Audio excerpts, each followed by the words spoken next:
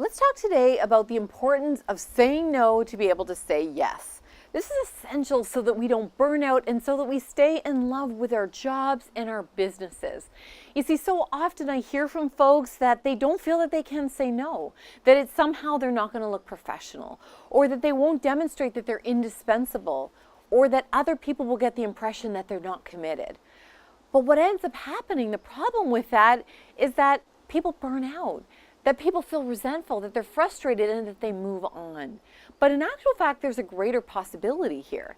When we say no, especially when we say no to the right things, and we're very conscious of evaluating what gets our yes and what gets our no, then we can do a way better job on the things we say yes to.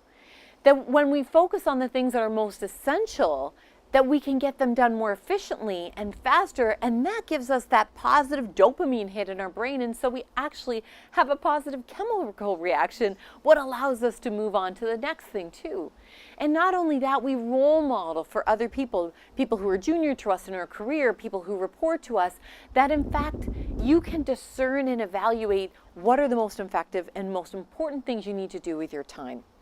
So the question then is, how do you know? What do you say yes to and what do you say no to?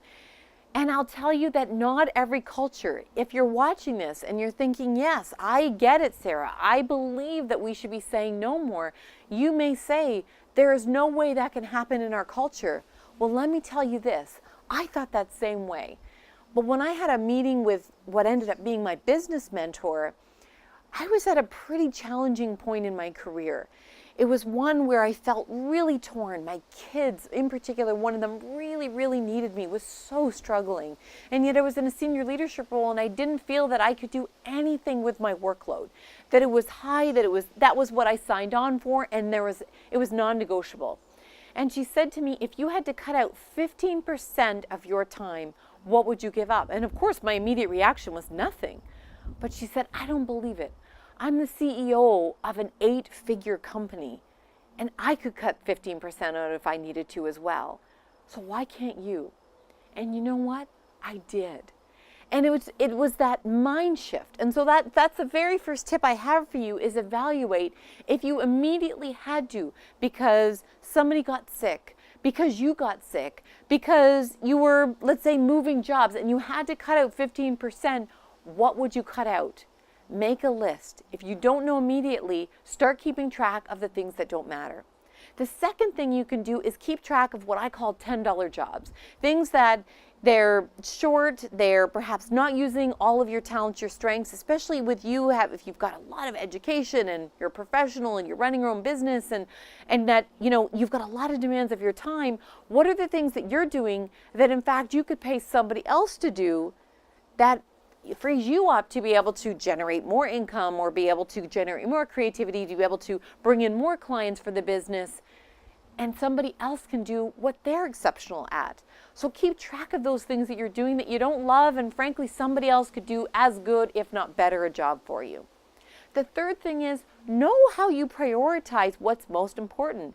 I'll tell you, when somebody comes to me and they ask me to do some work, I go through a criteria. Let me share with you. I'll be super transparent with you.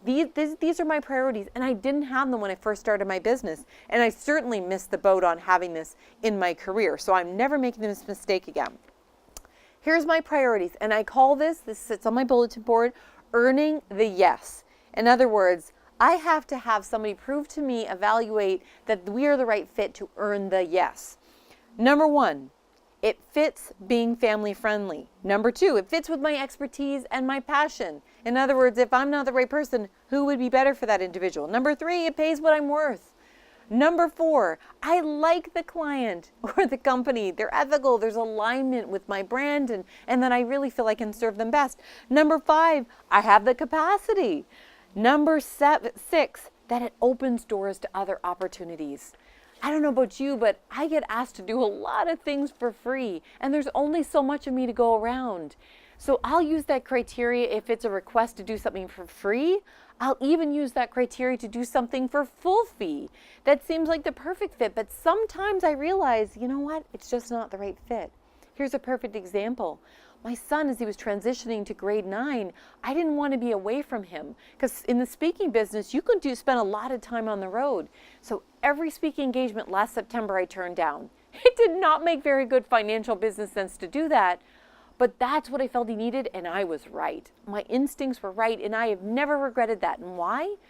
Because the number one criteria for prioritization is being family first. Now, this coming September, it is chock-a-block full, but fine, that's okay because he's got his rhythm. He's going into grade 10. We know what his sports routines are, and it's all good. You can prioritize what is most important in your business. Those are 3 very quick tips to help you decide what you say yes to, what you say no to. There's so many other resources on there too. In fact, if you're struggling to figure out how to prioritize what's most important, why don't you pop me a really quick email and I'll send you some more resources. Sarah with an H at greatnessmagnified.com. You're also, of course, always welcome to jump over to my website. Cool stuff. I actually have a template of 10 different ideas on there that you're welcome to have. In the meantime, I hope you subscribe to this YouTube channel and are a member of Greatness Magnified at greatnessmagnified.com so that you can get your dose of Greatness Magnified every single week. My name's Sarah McVanel. Be well and be great.